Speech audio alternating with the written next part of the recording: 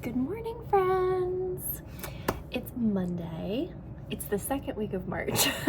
So I need to do my wrap up for the reading I did in February. There's not much. So one of the squares I finished for the tutorial of like how to make the square, and then the other one I need a color for. So we're gonna run to the store. I need to get some fabric for orders. I need to get a color for my book square.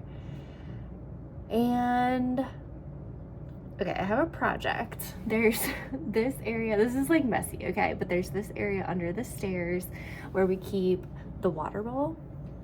And I have a vision, okay? I want to hang some pictures under there and get like a rug and a different tray and 2 matching water bowls, because we have a dog and 2 cats, and this water bowl just like isn't enough. Like we have to fill it up constantly. So I would like to get 2 matching bowls to keep there for water. We feed them in a separate area, but the water we want to have like out in the general space. And so yeah, I want to like hang pictures on that little wall back there and get like a nice rug and a different mat and 2 matching water bowls. So when we go to the store, we're going to check for those things. We'll see. I have pictures of my pets that I want to hang, and then I also found some PDF printables from Etsy that I really like. So I'll probably do a separate, like I don't think it belongs in this video, so either I'll put it on Instagram or I'll make like a separate video, because there's some different things I want to try. I really like how people have been covering photo mats with fabric, and so I want to do some of that. I have some picture frames that I don't like the color of them. The shape is good, the size is good, but I will need to paint the frames, so I might make it like a whole project. We'll see. I'll share it here if I do. Yeah, so that's the plan for today. We need to run to the store, we need to come back and crochet a book square, and then I need to work on orders. But the purpose of this video is to talk about books and to make this book square.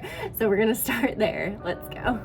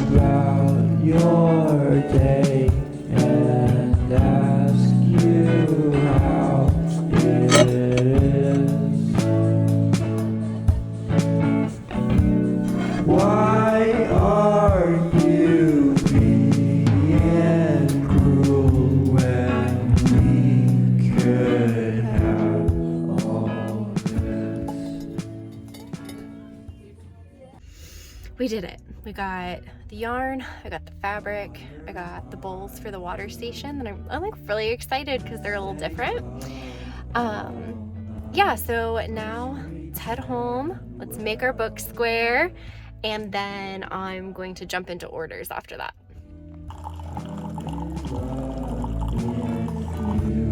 Now I know what I should do.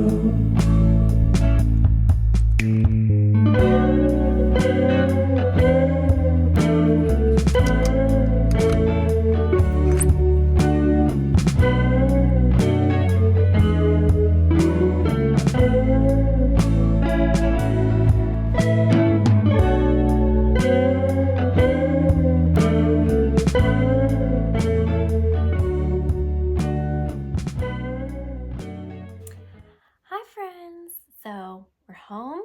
I have my cozies on. I'm in bed. So excited to be home. So, okay, let's see. We're working on the book blanket. I posted the first video about the book blanket back in January, and then a couple weeks ago I did a tutorial on the granny square that I'm using. But basically, if you haven't seen those, I am crocheting a granny square to match the cover of each book that I read in the year. My goal My reading goal for this year is 75. That's how many books I read last year, and I think that would give me a good size blanket. So when we get closer to the end of the year, I'll see how it works out. But yeah, okay, so February was not a good reading month for me. I still read 2 books, which is great. That's totally fine, but I've been in kind of a book slump, or just like kind of a life slump. I had a really bad mental health week last week. I'm feeling a little bit better today. It was good to like get out and have some sunshine, and the weather is warming up, so that's been nice. But yeah, in January I think I read like 9 or 10 books, and then in February I read only 2. So the first book that I read was this book, and Pain, Parties, and Work. It was about Sylvia Plath in the time period when she went to New York to do an internship for a magazine. And if you have read The Bell Jar, that's kind of what The Bell Jar is based on. It's like semi-autobiographical. Did I say that right? That might have just been word spaghetti. I don't know. I think I said that right, but I'm not sure. Anyway, and I love The Bell Jar. I reread it last month, and I've read it several times, and I just thought this sounded interesting. A lot of information out about her is about her work, her literary work, her career, and her personal life with her husband, and her, her life in London with her kids. So this book was not necessarily about those. It was about that time period when she was young, before she had kids, before she was married. And it talked a lot about just like how much she enjoyed fashion, how interested she was in those things. And I thought that that was an interesting thing to talk about, because I have seen recently a lot of women my age talk about what they're doing to kind of get their pink back, and just to celebrate more of their feminine qualities, energetic feminine qualities. So that's something I have struggled with over years. I'm wearing a pink sweatshirt right now. That is not something I ever would have done when I was in high school. I just like didn't seem cool to have these kind of outwardly feminine characteristics, but they are a really big part of who I am. And so it's been really healing for me as I've gotten older to celebrate that more, because in the case of Sylvia, her literary work, her poetry is very impactful and important. And her personal life is obviously very famous and an important story. But there's also this other part of her that is also a piece of her. And I think both can be true. Like, you can have a serious literary career and you can enjoy red lipstick and frilly nice dresses or whatever. So I often see stuff about her that's like one or the other, and so it was just interesting. I haven't seen a lot about that piece of her life, so I was really intrigued by that. I did not love the book. I didn't it was written it was like chopped up, and there wasn't a like great flow to it. The pacing was a little weird. It had a lot of quotes from interviews of people that knew her at that time. So I didn't love the way it was kind of put together, but I didn't dislike it. I think if you are interested in reading more about her life, or like that piece of her life, it's a good read. But I think that if you don't really know much about her, that's not where I would start. So, but the cover of that book is beautiful. And this was the square that I made to go with the cover.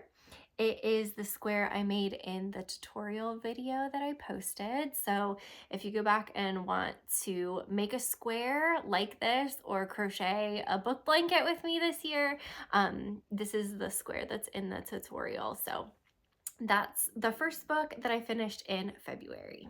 The only other book I finished in February, which I know this is backwards, I'm sorry, I'm bad, I haven't figured out my camera. This is Agatha Christie's And Then There Were None. It was my very first Agatha Christie book.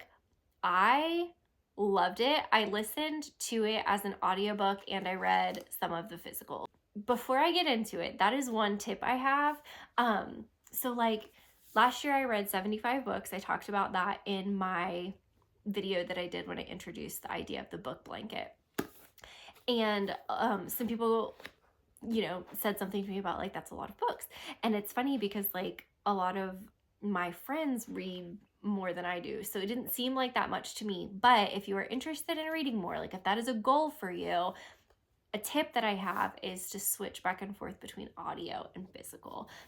Especially if you really love physical books. Like I love physical books. I love to get cozy and I like to read my book. I love the smell of books. I love books. But I work with my hands a lot and so I can't like hold a book all the time. So if I was working upstairs in the office, I would listen to the audiobook, and when I was able to come back down here and settle, I got the physical book out. I really like that. So if you are looking to read more this year, that's a tip I have if you work with your hands a lot. I do listen to books on Audible. I listen to books on my Spotify Premium. If you have Spotify Premium, you have a certain amount of listening hours. So I have definitely utilized that. But my favorite of all is Libby. I've talked about Libby before. But it is a library app.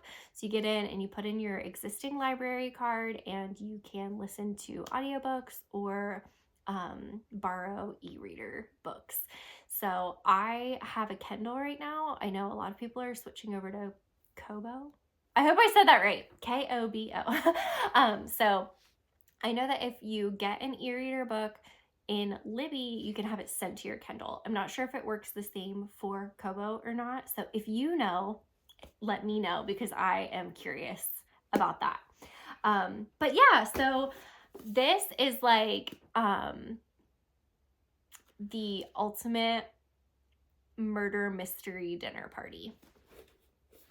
Like I said, I've never read Agatha Christie before. I actually didn't really know anything about this book before I went in. I just know that it was like a murder mystery and I loved it. I immediately want to go read more of her books. I understand the hype. So we need to make a square for this book. That is why, part of the reason why we went to town. I didn't have gray. Gray is not a color I use very often. So the picture on the cover is like taupe and gray and black. And then the letters are all this kind of bright coral. I had all of those colors. So I had this like kind of oatmeal tan color, black, and this like orangey coral color. And then the outside is white. That's one thing I'm doing with all the squares. The kind of rules I had for myself were that I would choose 4 colors that coordinated with the book cover. The outside is white. I can pick any cover I like, even if it's not the cover that I have, but I did like this cover, so that works out. And the other rule is that I have to weave the ends in before I can move on to the next one, which is the hardest rule of all. So we'll go ahead and crochet this last granny square for the second book I read in February, and then yeah, we'll wrap up.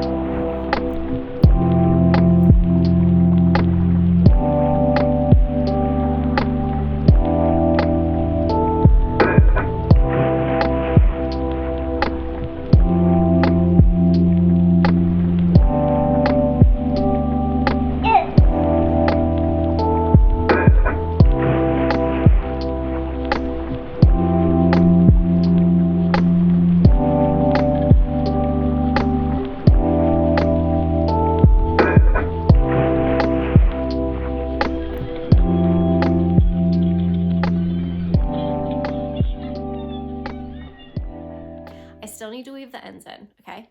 It will happen today. I'm gonna do it today. Hold me to it. But yeah, so that's the finished square. So it's this tan, black, coral gray, and then the border is white. So that's both of the squares for books I read in February. So pain parties and work, and then there were none.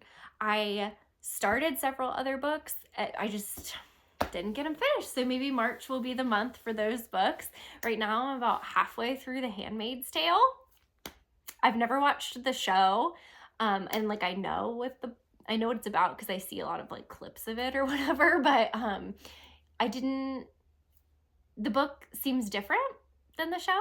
I don't know. Anyway, I am really, I don't want to say enjoying, but it's very interesting. It's holding my interest, that book.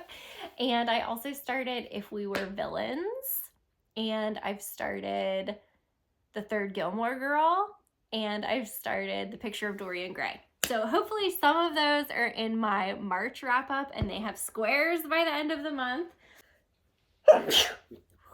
So the only other thing I wanted to talk about before I kind of sign off is that I have some goals as far as like decorating my house this year. So the dog bowl area is one of them, which is why we looked for some things today. We have lived here for 5 years and our taste has just changed over time, and I decorated, I've painted, but nothing has ever felt finished. So one of my goals this year is to have things feel cozier, homier, more finished.